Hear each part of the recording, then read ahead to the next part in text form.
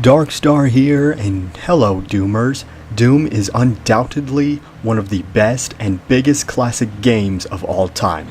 Now, as great as these games are, is everything in the games perfect? Not exactly, but that doesn't take away how great the games are. Welcome everyone to my video series of lists for my top 5 videos for the Doom games, which will include custom maps for the classic Doom games. And in this video I will be going through the top 5 least favored maps in Doom 2. Now, for most of the maps on this list doesn't mean that the maps are bad, because they all have some good things in these maps. These maps are just here based on the community's personal experience with these maps compared to the other levels, and these ones have flaws that may have to do with the design and difficulty. So let's get on with the list. Number 5. Map 12, The Factory. Now, not saying that this map is bad, this may be some of the people's favorite map. There are some good things in this map, but the reason why this map made it here is specifically for this room right here. It is said to be the worst room in all of Doom 2.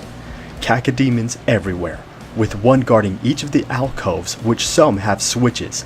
To make things even more tedious are the lifts, so you will have to wait for almost each lift in order to hit the switch and leave. Another strange thing with the room is that to get back the way you came is with the red key, which does not exist in the map, so it might as well be a one-way door. That puts this map at number 5, which isn't really a bad spot. Number 4. Map 10, Refueling Base. What puts this map on people's dislike list is how hard it is to get 100% completion, and this goes for every aspect. There's a large number of secrets in this map, which is one thing. In turn, that makes it hard to get the items, which makes the completion even harder, since even small items are also in places that are not secrets. The hardest thing is getting 100% kills, especially when they are alerted. They will roam around opening doors, which will alert even more enemies, which may cause a lot of them to be stragglers. So if you are missing some monsters, you will have to explore everywhere, including the secret areas which enemies also occupy. So in turn, this may cause a lot of backtracking. One confusing thing about alerting the enemies is depending on where you use your attacks. Enemies will either be alerted or not. Another thing that puts this level on the list is because it is easy to get lost if you don't know where the keys are, so this is not a very good first time map. Also, the closest shotgun at the start is hidden behind a wall which isn't marked as a secret, but at least if known, it is available to players that do a pistol start. There is nothing wrong with the design of the map, but it is with the challenge and the somewhat unfair difficulty and having to possibly backtrack to almost everywhere, even if you are not doing 100% completion. Also with the ending, if you are not ready, you will get ambushed by a cyber demon that teleports in your path, so you will have to deal with them to get to the exit. So the difficulty, challenge, and item hunting, which includes the keys, puts this map at number 4. Number 3. Map 17, Tenements. This map is a bit boring and not very exciting, mostly because of the design of the map. And what really puts this map on the list are the narrow hallways and the confusing ways to progress, mainly getting the blue key. The enemies sometimes have vantage points, which makes it hard for the player if they are not prepared for them, even in places where the player has to progress. Narrow paths and confusing rooms are never a good thing to any map, and speaking of narrow paths, I will get back to that later, but now, let's get to number 2. Number 2. Map 9, The Pit. This map immediately starts you with enemies above and around you that won't attack until you alert them. Another thing about the beginning is that you will start in a pit of poison, hence the name of the map. One tedious thing about the map is the large amount of lifts, especially when you are under attack while you are waiting for the lifts to go down and back up. Another thing about this map is that some of the rooms are unnecessary unless if you are trying to get 100% completion.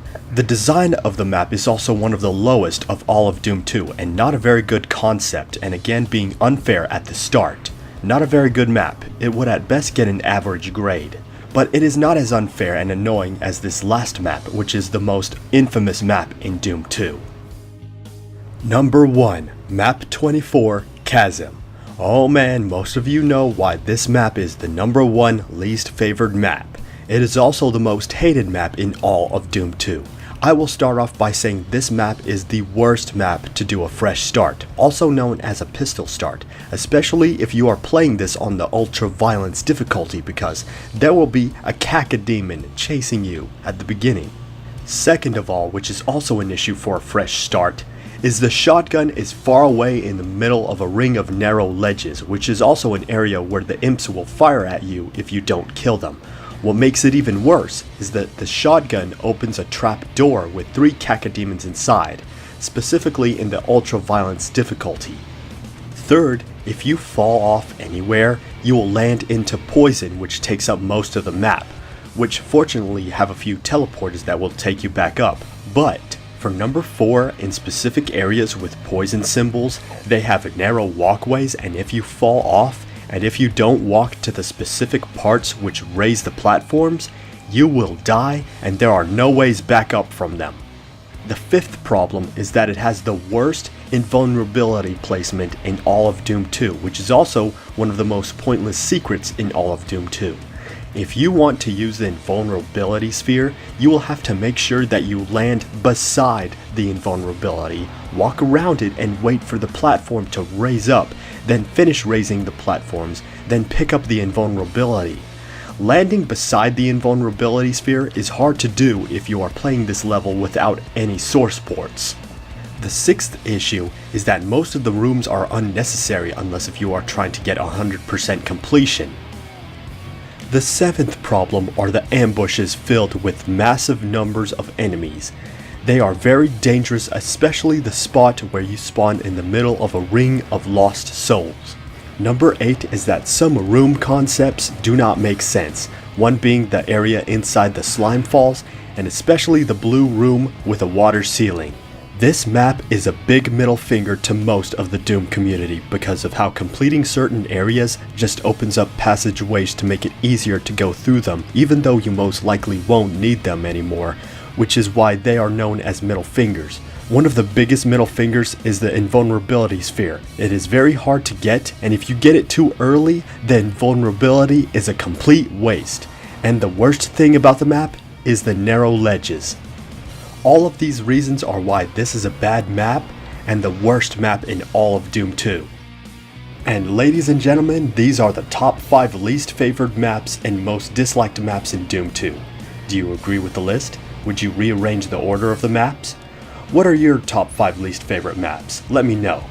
This is Darkstar Archangel. I will make more top 5 Doom videos in the future, and good ladies and gentlemen, have a great life.